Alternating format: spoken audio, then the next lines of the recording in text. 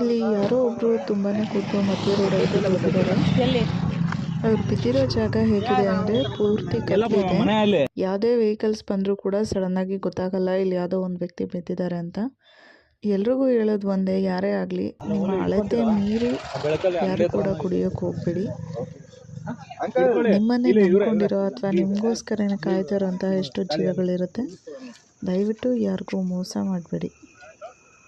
ಕಡೆ ಪಕ್ಷ ಯಾರಿಗೋಸ್ಕರ ಇಲ್ಲ ಅಂದರೂ ನಿಮಗೋಸ್ಕರನಾದರೂ ಹುಷಾರಾಗಿರಿ. ನಿಮ್ಮ ಜೀವಕ್ಕೆ ನೀವು ಅಪಾಯ ತಂದ್ಕೊಳ್ಳೋ ಅಷ್ಟು